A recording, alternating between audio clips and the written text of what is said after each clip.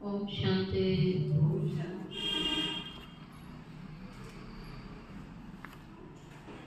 आज सुनेंगे 28 नवंबर की साकार मुरली। मीठे बच्चे, तुम्हें एक बाप से ही सुनना है।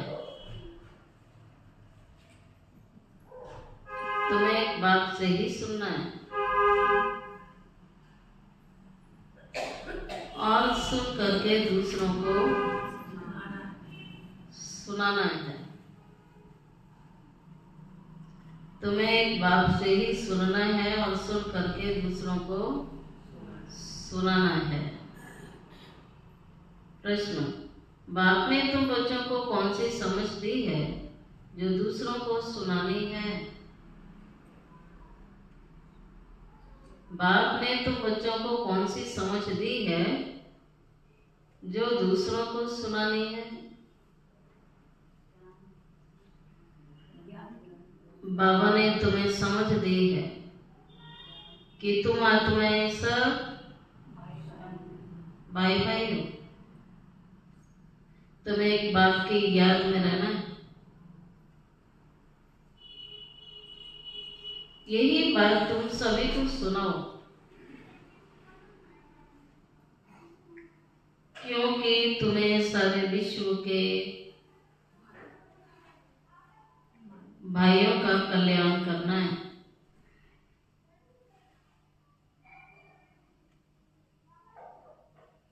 तुम ही सेवा के निमित्त हो। ओम शांति। ओम शांति अक्सर करके क्यों कहा जाता है? यह है परिचय देना। आत्मा का परिचय आत्मा ही देती है। बातचीत आत्मा ही करती है शरीर के द्वारा। आत्मा बिगड़ तो शरीर कुछ कर नहीं सकता। तो ये आत्मा अपना परिचय देती है कि हम आत्मा है, परमपिता परमात्मा की संतान है। वह तो कह देते हैं अहम आत्मा सो परमात्मा। ठीक है, दुनिया में आत्मा सो परमात्मा कह देते हैं। तुम बच्चों को सब बातें समझाई जाती हैं। बाप तो बच्चे बच्चे ही कहेंगे ना। फिर रूहानी बाप कहते हैं, हे रूहानी बच्चों, इन ऑर्गन्स द्वारा तुम समझते। बाप समझाते हैं पहले पहले ज्ञान, फिर है भक्ति। ऐसे नहीं कि पहले भक्ति पीछे ज्ञान। पहले ज्ञान दिन आता है सतयुग त्रेता, फिर भक्ति रात द्वापर कलयुग। पीछे दिन कब आए? जब भक्ति का वैराग्य हो। दिन से रात हो जाती है, रात से दिन तब आएगा जब भक्ति से वैराग्य हो। तुम्हारी बुद्धि में ये रहना चाहिए, ज्ञान और विज्ञान है ना। अभी तुम ज्ञान की पढ़ाई पढ़ रहे हो, तो ये भक्ति नहीं है, क्या है? पढ़ाई है। फिर सतयुग त्रेता में तुमको ज्ञान की प्रारब्ध मिलती है। ज्ञान बाबा भी देते हैं, जिसकी प्रारब्ध फिर सतयुग में होगी। ये समझने की बातें हैं। अभी बाप तुमको ज्ञान दे रहे हैं, तुम जानते हो। फिर हम ज्ञान से परे विज्ञान अपने घर शांति धाम में चले जाएंगे। उसको ना ज्ञान ना भक्ति कहेंगे, उसको कहा जाता है विज्ञान। ज्ञान से परे शांति धाम में चले जाते हैं। यह सब ज्ञान बुद्धि में रखना है। बाप ज्ञान देते हैं, कहाँ के लिए देते हैं? बाप ज्ञान कहाँ के लिए देते हैं? भविष्य नई दुनिया के लिए देते हैं। नई दुनिया में जाएंगे तो पहले अपने घर जरूर जाएंगे। मुक्ति धाम में जाना है, जहाँ की आत्माएं रहने वाली हैं, वहां जरूर जाएंगे ना। जहाँ से आत्माएं आई हैं, आत्मा अपने घर तो जाएगी ना। ये नई नई बातें तुम ही सुनते हो और कोई समझ नहीं सकते। तुम समझते हो कि हम आत्माएं स्पिरिचुअल फादर के स्पिरिचुअल बच्चे हैं। रूहानी बच्चों को जरूर रूहानी बाप तो चाहिए ना। रूहानी बाप, रूहानी बच्चे, रूहानी बच्चों का एक ही रूहानी बाप है। वो आकर के आपको नॉलेज देते हैं। बाप कैसे आते हैं वो भी समझाया जाता है। बाप कहते हैं मुझे भी कैसे आते हैं, मुझे भी प्रकृति का आधार लेना पड़ता है, प्रकृति को धारण करना पड़ता है। अभी तुमको बाप से सुनना ही सुनना है। सिवाय बाप के और कोई से सुनना नहीं है। बच्चे सुनकर फिर और भाइयों को सुनाते हैं, कुछ न कुछ सुनाते जरूर है। अपने को आत्मा समझो, बाप को याद करो, क्योंकि वही क्या है, पतित पावन है। बुद्धि वहां चली जाती है। बच्चों को समझाने से समझ जाते हैं, क्योंकि पहले बेसमझ थे। भक्ति मार्ग में बेसमझाई से रावण के चंबे में आने से क्या करते हैं, कैसे चीची बन जाते हैं। शराब पीने से क्या बन जाते हैं, शराब गंदगी को और ही फैला देती है। अभी तुम बच्चों की बुद्धि में है, बेहद के बाप से हमको क्या लेना है, बरसा लेना है। कल्प लेते आए हैं।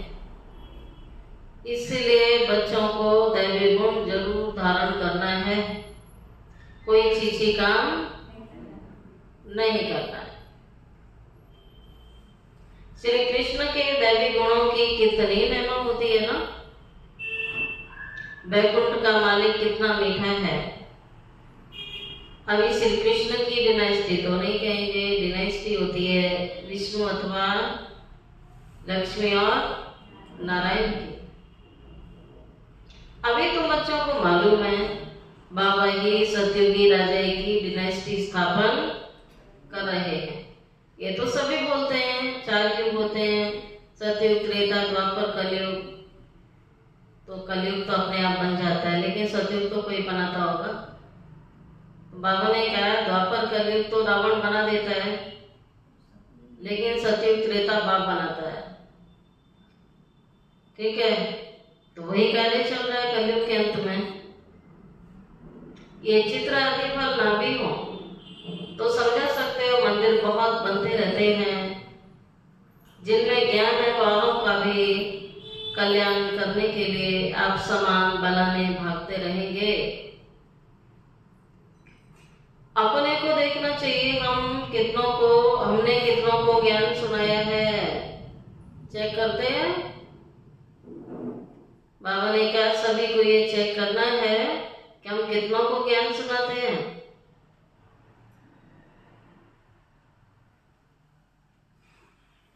करते हैं चेक, सुनाते हैं ज्ञान सुनाते हैं। बाबा कहते हैं ये ज्ञान का खजाना बांटने के लिए दिया है, रखने के लिए थोड़ी दिया है। ये खजाना बांटोगे तो बढ़ता ही जाएगा। बाबा कहता है कोई को झट ज्ञान का तीर लग जाता है। भीष्म पितामह आदि ने भी कहा है ना, हमको कुमारियों ने ज्ञान बाण मारा। तो ये सब पवित्र कुमार कुमारियों की बात है, अर्थात बच्चों की बात है। तुम सब बच्चे हो इसलिए कहते हैं हम ब्रह्मा के बच्चे, ब्रह्मा कुमार कुमारियां हैं, भाई बहन। ये पवित्र नाता होता है। सो भी एडॉप्टेड चिल्ड्रन, बाप ने अडॉप्ट किया है, शिव बाबा ने अडॉप्ट किया है, प्रजापिता ब्रह्मा के द्वारा बाप ने अडॉप्ट किया है। वास्तव में अडॉप्ट अक्षर भी नहीं कहेंगे। शिव बाबा के बच्चे तो आप सदा ही हो ना। सब मुझे बुलाते हैं, बाबा आओ, सब बुलाते हैं शिव बाबा आओ, परंतु समझ तो कुछ भी नहीं है। सब आत्माएं शरीर धारण करके पाठ बजाती हैं। शिव बाबा भी जरूर शरीर के द्वारा पाठ बजाएंगे। शिव बाबा पाठ ना बजाए फिर तो किसी काम के ना रहे, वैल्यू ही नहीं होती है। उसकी वैल्यू तब होती है जबकि सारी दुनिया को सदगति में पहुंचाते हैं, तब उनकी महिमा भक्ति मार्ग में गाते हैं, सदगति हो जाती है। फिर पीछे तो बाप को याद करने की दरकार ही नहीं है। वो सिर्फ गॉड फादर कहते हैं, वो सिर्फ गॉड फादर कहते हैं। तो फिर टीचर गुम हो जाता है, कहने मात्र रह जाता है कि परमपिता परमात्मा पावन बनाने वाला है। वो सदगति करने वाला नहीं कहते। वो गायन में आता है, सर्व का सदगति दाता एक है, परंतु बिगड़ अर्थ बोलते रहते हैं। अभी तुम जो कुछ भी कहते हो अर्थ सहित कहते हो, समझते हो भक्ति की रात अलग है, ज्ञान दिन अलग है। दिन का भी टाइम होता है, भक्ति का भी टाइम होता है। ये बेहद की बातें हैं सारी, ठीक है। ये 12-24 घंटे वाला रात और दिन की बात नहीं है। ये 2500 साल, 2500 साल, 2500 साल दिन, 2500 साल रात चलती है। तो दिन का टाइम होता है, भक्ति का टाइम होता है। ये सारी बेहद की बातें हैं। तो बच्चों को अभी नॉलेज मिली है, बेहद की नॉलेज मिली है। तो बेहद की नॉलेज देने वाला कौन है? बेहद का टीचर, जो बेहद का बाप भी है, बेहद का टीचर भी है, बेहद का सदगुरु है। तो आज बाबा समझा रहे हैं, आधा कल्प दिन होता है, आधा कल्प रात होती है। बाप कहते हैं मैं आता ही हूँ रात को दिन बनाने। बाबा है रात को दिन बनाने वाला, अंधेरे से उजाले में ले जाने वाला, रोशनी में ले जाने वाला। तुम जानते हो आधा कल्प किसका राज्य चला अभी?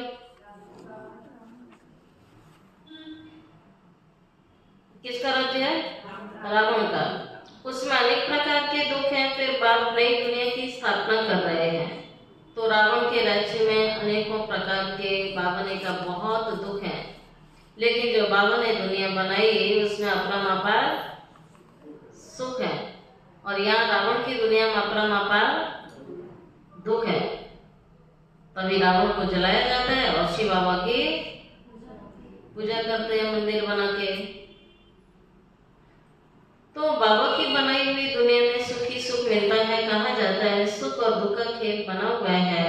सुख माना राम, दुख माना रावण। तो रावण पर जीत पाते हो, फिर राम राज्य आता है। फिर आधा कल्प के बाद रावण राम राज्य पर जीत पहन राज्य करते हो। तुम अभी माया पर जीत पाते हो ना। अक्षर भाई अक्षर तुम अर्थ सहित कहते हो। ये ईश्वरीय, यह तुम्हारी ईश्वरीय भाषा है जो कोई समझेगा भी नहीं, ठीक है। बाबा जो सुनाता है ये भाषा बाबा ने का कोई समझेगा भी नहीं।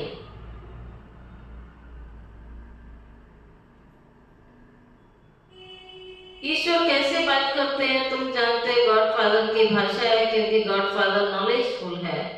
गाया जाता है वह ज्ञान का सागर नॉलेजफुल है, तो जरूर किसको तो नॉलेज देंगे ना। अभी तुम समझते हो कैसे बाबा नॉलेज देते हैं और अपनी भी पहचान देते हैं। बाबा अपनी पहचान देते हैं। बाबा ने क्या, मैं कब आता हूँ, कैसे आता हूँ, क्या करने आता हूँ, क्यों आता हूँ, नॉलेज कौन सी देता हूँ, कौन सी दुनिया बनाता हूँ। तो फिर बाबा कहता मैं सारी बातों को भी समझाता हूँ। अभी तुम समझते हो। तो अपनी पहचान और सृष्टि चक्र की नॉलेज, ठीक है। बाबा कहते हैं मैं अपनी पहचान देता हूँ, सृष्टि चक्र की नॉलेज देता हूँ, सृष्टि के आदि मध्यांत का ज्ञान देता हूँ। जो नॉलेज लेने से तुम बच्चे क्या बनोगे? कौन से राजा बनोगे? पूरी सृष्टि चक्र की नॉलेज लेने से कौन से राजा बनोगे? चक्रवर्ती। बाबू कहते हैं तुम चक्रवर्ती राजा बन जाओगे। सुदर्शन चक्र है किसके पास है? सुदर्शन चक्र किसके पास होता है? ब्राह्मणों के पास है। गदा किसके पास है? हनुमान जी की गदा किसके पास है? हनुमान जी के पास है। वो क्या करेंगे? बाबा कहता है ये सारे अलंकार तुम्हारे पास आते, लेकिन बीच बीच में माया तुम्हारी चोरी कर लेती है। इसलिए यादगार में तुम्हें नहीं दिखाए, यादगार में देवी देवताओं को दिखा दिए, जबकि उनके पास नहीं है ज्ञान। है उनके पास तो ज्ञान गदा है नहीं। तो इसलिए बाबा ने कहा सारे अलंकार आपके पास हैं। सुदर्शन चक्र है ना, याद करने से हमारे पाप कटते जाते हैं। यह तुम्हारा अहिंसक चक्र, ये बाबा ने अहिंसक चक्र ज्ञान का है, और वो चक्र हिंसक है जो सिर काटने वाला दिखा दिया। वे अज्ञानी मनुष्य एक दो का सिर काट देते हैं। तुम इस सुदर्शन चक्र को जानने से बादशाही पाते हो, ठीक है। वहां सिर काट देते हैं। किसे? चक्र से दिखाया कि भाई अनेकों को मारा, सिर काट दिया, दिखाया ना, सिर उड़ा देते हैं उससे, खास करके सिर उड़ाते हैं। चक्र घूम कर जाता है जी, उसका सिर उड़ गया। देवताओं को दिखा दिया, ये सारा जो है देवताओं को दिखा दिया, हत्या करते हुए दिखा दिया। देवता हत्या थोड़ी करेंगे किसी के। अच्छा, ब्राह्मणों को सुदर्शन चक्र दिया है, लेकिन जब प्रदर्शन चलाते हैं तो सिर काटते हैं, ठीक है। तो ब्राह्मण काटते हैं, जब प्रदर्शन चक्र चलाते हैं तो सिर काटना माना क्या है? बुद्धि ऐसी घूम जाती है जो बाबा का घर छोड़ जाते हैं। प्रदर्शन चक्र चलाने से सिर कट जाता है। ब्राह्मण का सिर हट करके किसका लग जाता है? जो सिर था वही लग जाता है। और एक प्रदर्शन करने से लगता है, पर चिंतन करने से लगता है। ये हत्या हुई, ये हत्या है। जो बाबा का था उल्टी सुल्टी बातें सुनाए, उसको फिर से बेमुख किया और पुरानी दुनिया में भेज दिया। तो बाबा कहता अज्ञानी मनुष्य एक दो का सिर काटते हैं। इस सुदर्शन चक्र को जानने से बादशाही पाते हैं। का महाशत्रु है जिससे आदि मध्य और अंत क्या मिला? दुख मिलता है। तो वह दुख का चक्र है। तुमको बाप ये चक्र की नॉलेज समझाते हैं, ठीक है। सुदर्शन चक्रधारी तुम्हें बनाते हैं। इसके लिए बाबा ने कह दिया सुदर्शन चक्र तभी घूमेगा जब स्व चिंतन करोगे, स्व दर्शन करोगे, बाबा की बताई हुई बातों का चिंतन करोगे, और चिंतन करोगे, परमत पर चलोगे, प्रदर्शन करोगे, तो सुदर्शन चक्र नहीं घूमेगा। सुदर्शन चक्रधारी भी नहीं कहलाओगे। फिर शास्त्रों में कितनी कथाएं बना दी है। तुमको अभी वैसा भूलना पड़ता है। पहले कथा कहानियां जो सुनी बाबा ने कहा भूल जाओ, सिर्फ एक बाबा को याद करना है, क्योंकि बाप से स्वर्ग का वर्षा लेना है। बाप को याद करना है और वर्षा लेना है। कितनी सहज बात है। बेहद का बाप नई दुनिया की स्थापना करते हैं तो वर्षा लेने के लिए याद करते हैं। तो ये मन मना भाव का मंत्र मिला हुआ है, मध्य जी भाव का मंत्र मिला है। बाप और वर्षे को याद करो, दो शब्दों की नॉलेज है ये। ठीक है। आत्मा, परमात्मा, बाप और सृष्टि चक्र, मन, मना, भव और मध्य जीव भव, आज और कल। तो ये दो शब्दों पर पूरी दुनिया घूम रही है। सुख और दुख का खेल है। बच्चों को खुशी का पारा चढ़ा रहना चाहिए। कम हो जाता है ना तो बाबा रोज याद दिलाता है। हाँ, पारा कम हो जाता है, चढ़ा रहता है, चढ़ा रहता है। अपने दिल पर हाथ रख के पूछो अपने आप से। हाँ, कई तो आंसू तक निकाल लेते हैं ब्राह्मण बन के, जबकि बाबा ने कहा तुम्हारा खुशी का पारा चढ़ा रहना चाहिए। तुम्हारा चेहरा कैसा होना चाहिए? खिला हुआ गुलाब। चेहरा तो नहीं छिपता है ना? छिपता है। आपके अंदर के भाव कहाँ आते हैं? आपके चेहरे से स्पष्ट नजर आते हैं कि आपको कितनी खुशी है। भगवान की आज्ञा मिली है सदैव खुश रहना है, तो खुश रहना है। हर परिस्थिति में, हर हाल में खुशहाल रहना है। तो बच्चों का खुशी का पारा चढ़ा रहना चाहिए। बेहद बाप के बच्चे, बाबा स्वर्ग की स्थापना करते हैं। हम मालिक थे, फिर जरूर बनेंगे। फिर तुम नर्कवासी हुए हो। सतो प्रधान थे, अब तमो प्रधान बन गए। भक्ति मार्ग में भी हम ही आए हैं। ऑलराउंड चक्र तो आपने ही लगाया है। ऑलराउंड होता है पूरे कल्प, सतयुग, त्रेता, द्वापर, कलयुग, पूरे कल्प में चक्र आपने लगाया है।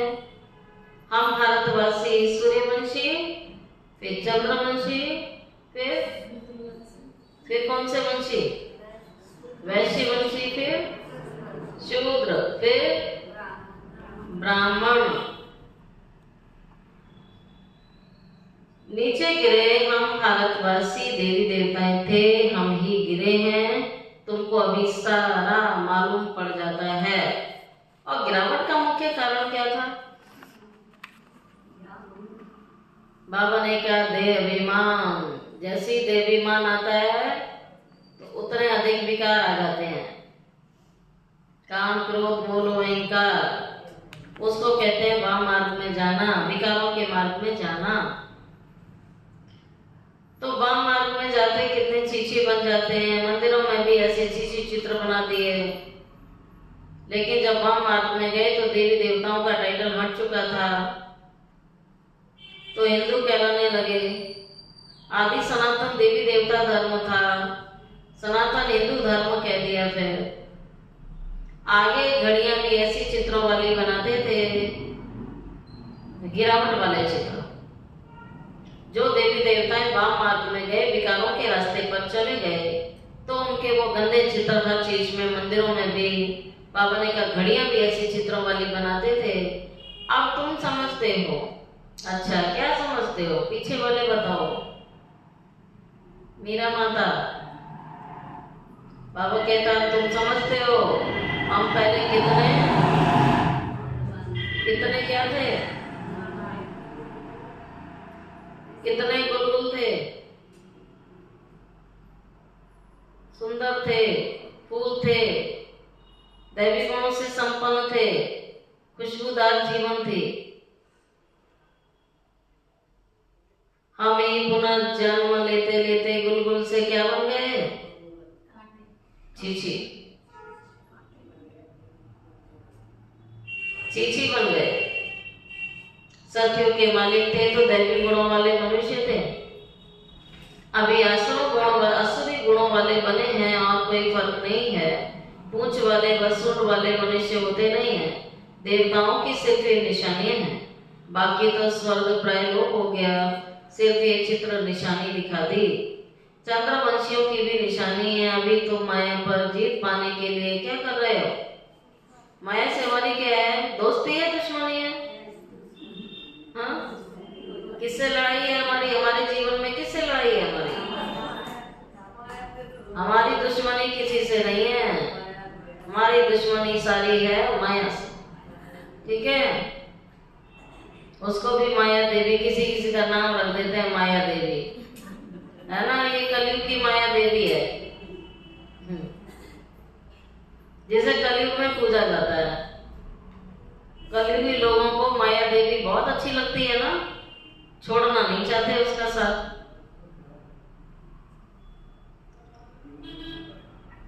बाकी तो स्वर्ग प्रायलोक हो गया। माया पर जीत पाने के लिए तुम्हारे युद्ध है, युद्ध करते करते फेल हो जाते हैं।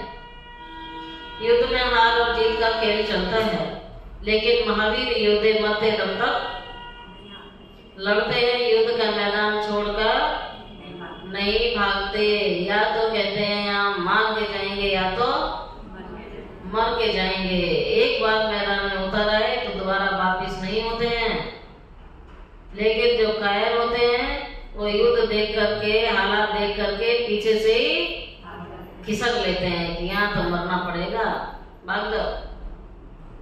ठीक है, ऐसे बाबा ने कहा, ऐसे कितने ब्राह्मण हैं भाग जाते हैं। उनके बस का रोग नहीं है कि विकारों पर विजयी बने, तो भागने लग जाते हैं, विजयी बनते नहीं हैं, हार जाते हैं माया से, पहले ही मैदान छोड़ के भाग जाते हैं। तो बाबा ने कहा यही महाभारत युद्ध है जिसमें डटे रहो। तुम्हारी लड़ाई है माया से। रोज भगवान अमृत वेले से शक्तियां भर रहा है ताकि इस माया से तुम कभी हारो नहीं। इसलिए रोज मुरली सुनाता है, रोज समझाता है कि माया से बच के रहो। माया का राज्य है तो माया से बच के रहना है। बाबा ने कहा देखो, युद्ध करते करते फेल हो जाते हो तो उसकी निशानी तीर कमान दिखाया है। श्री राम के हाथ में तीर कमान दिखाया है, तो राम के राज्य में थोड़ी तीर चलाने की कोई आवश्यकता होगी। ठीक है, तो इसलिए बाप कहते हैं जो बच्चे फेल हो गए, माया से लड़ते रहे लेकिन फेलियर हो गए, तो कहाँ जाएंगे? राम के राज्य में जाएंगे। इसलिए तीर कमानधारी दिखा दिया श्री राम। भारतवासी वास्तव में देवी देवता घराने के नहीं तो किस घराने के लिए जाएंगे, परंतु भारतवासी अपने को अपने घराने का मालूम न होने के कारण सब क्या बोलते हैं? भारतवासी हम क्या है? हिंदू। सब कहते हैं हम हिंदू हैं। अब उन्हें कौन समझाएगा कि हिंदू कोई धर्म ही नहीं होता है।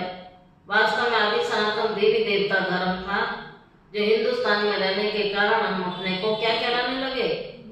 हिंदू। लेकिन ये बात हमें समझ में आएगी? आएगी नहीं। तो वास्तव में तुम्हारा है ही एक घराना। वास्तव में सब देवी देवता घराने के हैं। पूजा सब देवी देवताओं की करेंगे। बेहद का बाप स्थापन कर रहे हैं। शास्त्र भी भारत का एक ही है। वो कौन सा है? भारत का धर्म शास्त्र विशेष कौन सा है? गीता। डीटी डिनास्टी की स्थापना होती है, फिर उसमें भिन्न भिन्न ब्रांचेस हो जाती हैं। बाप स्थापन करते हैं देवी देवता धर्म। मुख्य तो 4 धर्म है ना। फाउंडेशन देवी देवता धर्म का ही है। रहने वाले सब मुक्ति धाम के हैं। फिर तुम अपने देवी देवताओं की, फिर अपने देवताओं की ब्रांचेस में चले जाओगे। भारत की बाउंड्री एक ही है और कोई धर्म की नहीं है। ये है असूल देवता धर्म के। फिर उनसे और धर्म निकले ड्रामा के प्लान अनुसार। भारत का असूल एक ही धर्म है, जो कि आदि सनातन देवी देवता धर्म। जो स्थापन करने वाला कौन? जिसकी स्थापना स्वयं बाप ने की थी। ऐसे थोड़ी भारत सोने की चिड़िया कहलाता था। इतना ऊंचा बनाने वाला बाबा है। बाबा ने इतना ऊंचा भारत बनाया था जिसमें सचमुच देवी देवताओं का राज्य था। लेकिन अभी क्या बची है? मूर्तियां, निशानियां। उनसे और धर्म निकले ड्रामा के प्लान अनुसार। भारत का एक ही धर्म था, फिर नए नए पत्ते निकलते हैं। ये सारा ईश्वरीय झाड़ है। बाप कहते हैं मैं झाड़ का बीज हूँ। सारे धर्म के बच्चे एक पिता की संतान है, एक ही वृक्ष के पत्ते हैं। सारे वृक्ष का एक ही बीज है। ठीक है। तो सब आत्माएं क्या होंगी हमारे भाई, किसी भी धर्म की हैं तो इस वृक्ष के पत्ते। सारा ईश्वरीय झाड़ है। बाप कहते मैं झाड़ का बीज हूं, ये फाउंडेशन है, फिर उनसे टिप्स निकलती हैं। फाउंडेशन था देवी देवता धर्म, तो उससे और टालियां निकलती हैं। मुख्य बात ये हम सब आत्माएं भाई भाई हैं। सबसे मुख्य बात तो यही है कि हम सब आत्माएं भाई भाई हैं और सभी आत्माओं का पिता एक है। और बोलते भी हैं, हम कहेंगे सभी आत्माओं का पिता है क्या, वो कहेंगे सबका मालिक एक ही बात है ना, अलग तो है नहीं। तो सबका पिता है क्या, सभी उनको याद करते हैं। अब बाप कहते हैं आंखों से जो कुछ भी देख रहे हैं वो क्या होगा, ये तो दुनिया में अभी कितना ने भविष्यवाणियां कर दी हम। जो भी इन आंखों से देखते हैं उसे भूल जाना है, ये बेहद का वैराग्य है। उनका हद का वैराग्य होता है जो घर गृहस्थी को छोड़ के चले जाते हैं, बाल बच्चों को छोड़ के चले जाते हैं। बाबा ने ऐसा ज्ञान दिया है कि अपने बाल बच्चों को छोड़ के चले आओ, वहां छोड़ के चले जाते हैं, कोई नहीं रोकता है, कोई लेने नहीं जाता उन्हें।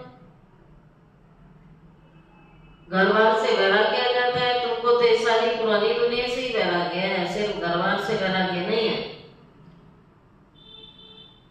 भक्ति के बाद वैराग्य पुरानी दुनिया का, फिर हम नई दुनिया में जाएंगे वाया शांति धाम। बाप भी कहते हैं पुरानी दुनिया आखिरी क्या होनी है, पुरानी दुनिया क्या होना है, भस्म होनी है, राख हो जाएगी। पुरानी दुनिया से दिल बच्चों को खूब लगानी है, हटानी है। कब हटाएंगे, कब हटाएंगे, जब तक नहीं हटेगी जब तक हम नहीं हटेंगे यहाँ से। ऐसे बाबा कह रहा है रोज का अभ्यास करो, दिल बिल्कुल हटा लो, पूरी दुनिया से ही हटानी है। कोई एक दो की बात नहीं हो रही है, सबसे हटानी है। रहना भले यही है सबके बीच में, इसलिए बाबा कमल पुष्प समान कहता है रहो न्यारे रहो, ज्यादा पछड़े में नहीं फंसो। बाबा तो मना करता है साफ। क्या स्लोगन था कल का,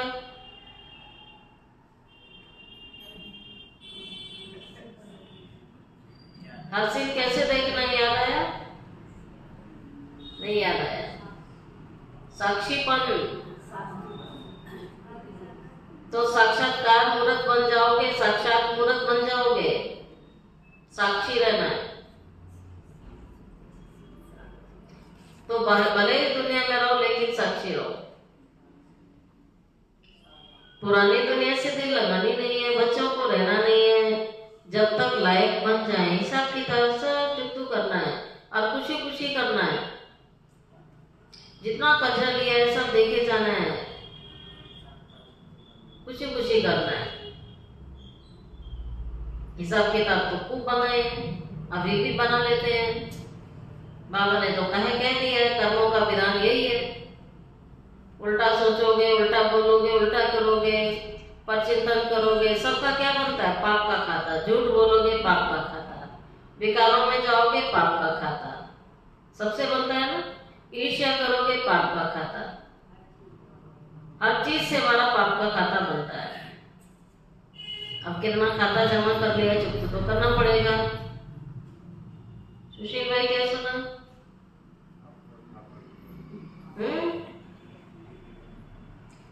आवाज नहीं आ रही है, अच्छी नींद आ रही थी ना। हिसाब किताब सब चुकतू करना है। तुम आधा कल्प के लिए सुख जमा करते हो, उनका नाम ही है शांति धाम और सुख धाम। पहले सुख होता है, पीछे दुख होता है। पहले बचपन आता है, बुढ़ापा बाद में ही आता है। पहले नई चीज होती है, बाद में पुरानी होती है। तो पहले सुख मिलता है, फिर तो सुख भी तो बहुत होगा, तो दुख कौन भोगेगा? बाबा ने समझाया है, जो भी नई नई आत्माएं ऊपर से आती है ना, अभी जो पूरा कल्प ऊपर ऊपर ही बैठी रही, बस लास्ट समय में नीचे आ रही है अभी। तो जो आत्माएं ऊपर से लास्ट में आती हैं, जैसे क्राइस्ट की आत्मा आई, उनको पहले दुख नहीं होता है। खेल है ही पहले सुख, पीछे दुख। तो नए नए जो आते हैं वो सतो प्रधान होने के कारण, जैसे तुम्हारा सुख का अंदाज जास्ती है, वैसे सबका दुख का अंदाज जास्ती है। ये सब बुद्धि से काम लिया जाता है। बाप आत्माओं को बैठ समझा रहे हैं, वे फिर और आत्माओं को समझाते हैं। बाप कहते हैं मैंने ये शरीर धारण किया है बहुत जन्मों के अंत में, अर्थात तमो प्रधान शरीर में मैं प्रवेश कर लेता हूँ, फिर उनको ही फर्स्ट नंबर में जाना होता है। जिस शरीर में प्रवेश किया वो आत्मा नंबर 1 बन जाती है, मम्मा। फिर बाबा ने कहा वो फर्स्ट नंबर में जाना है, फर्स्ट तो लास्ट, लास्ट तो फर्स्ट, ये भी समझाना पड़ता है। फर्स्ट के पीछे फिर कौन है? मम्मा। बाबा ने कहा ब्रह्मा बाबा है फर्स्ट, फिर है दूसरा नंबर मम्मा। उनका पाठ होना चाहिए, उसने बातों को शिक्षा दी। फिर तुम बच्चों में नंबरवार हैं जो बातों को शिक्षा देते हैं, पढ़ाते हैं। फिर वह पढ़ने वाले भी ऐसे कोशिश करते हैं जो तुमसे भी ऊंचे चले जाते हैं। बहुत सेंटर पर ऐसे भी बच्चे आते हैं, बहुत सेंटर पर ऐसे भी बच्चे आते हैं जो पढ़ाने वाली टीचर से ऊंचे भी चले जाते हैं। बाबा भी कहता है बच्चे मेरे से भी आगे जा सकते हो। एक एक को देखा जाता है, एक एक को देखा जाता है, सबकी चलन से मालूम पड़ जाएगा।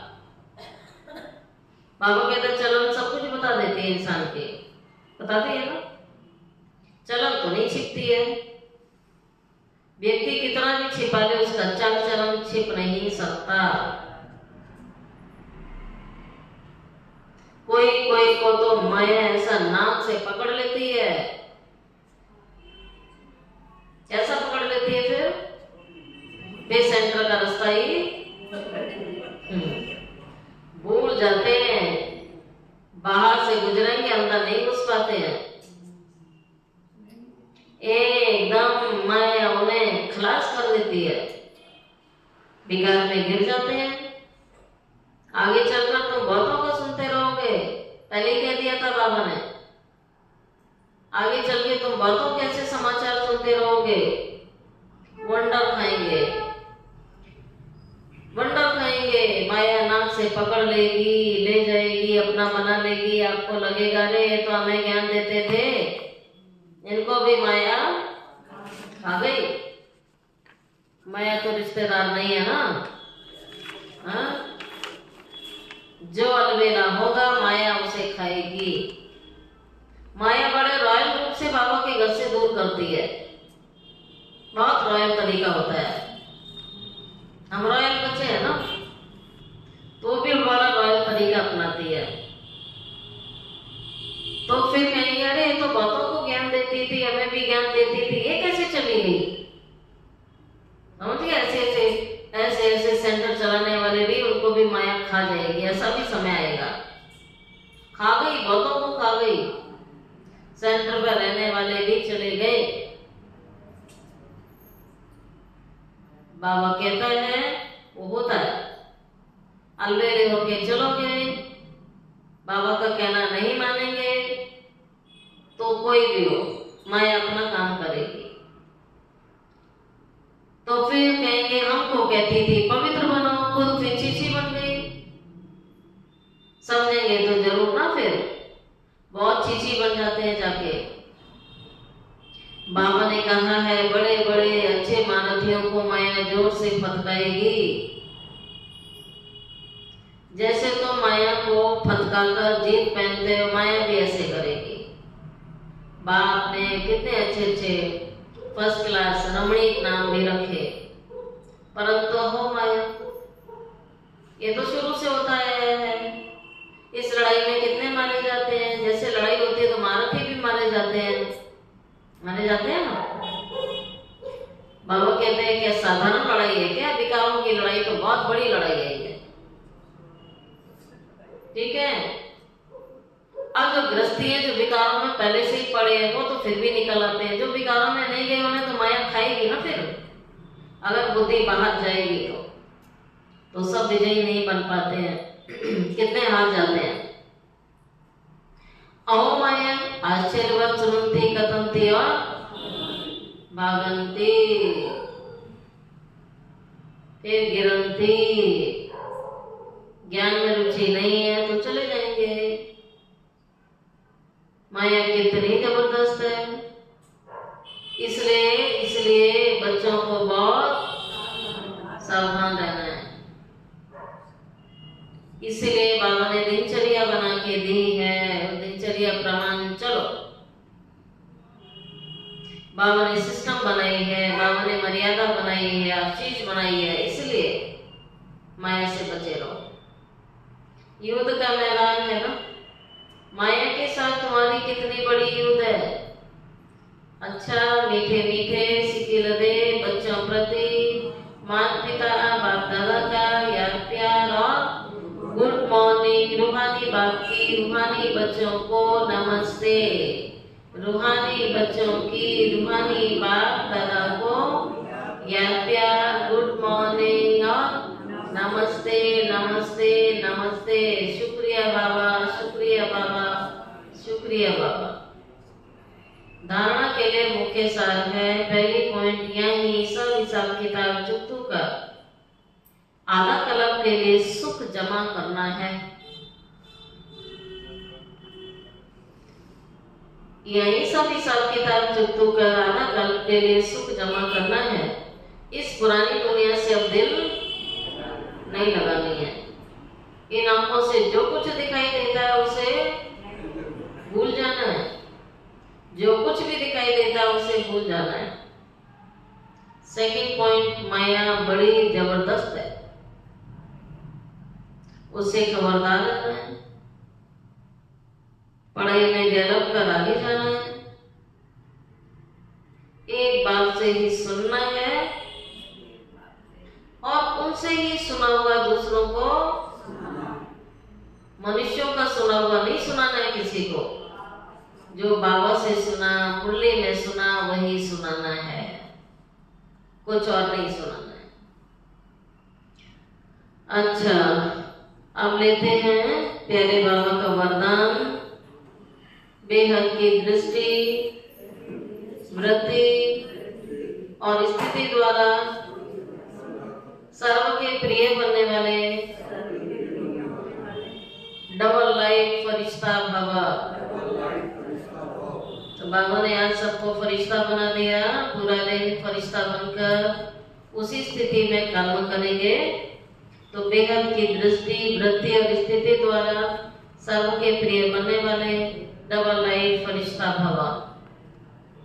बाबा ने कहा फरिश्ते सभी को बहुत प्यारे लगते हैं, क्योंकि फरिश्ता सबका होता है, एक दो का नहीं।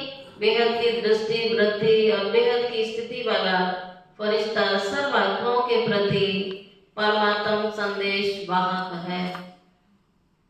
फरिश्ता अर्थात डबल लाइफ, सर्व का रिश्ता एक बाप से जुटाने वाला, दे और दे के संबंध से न्यारा, स्वयं को और सर्वों को अपनी चलन और चर्या द्वारा बाप समान बनाने वाला, सर्व के प्रति कल्याणकारी। ऐसे फरिश्ते सबके प्यारे हैं। स्लोगन, जब आपकी सूरत से बाप की सीरत दिखाई देगी तब समाप्ति होगी। जब आपकी सूरत से बाप की सीरत दिखाई देगी तब समाप्ति होगी। अच्छा, ओम शांति। अब सुनते हैं आज का व्यक्ति इशारा।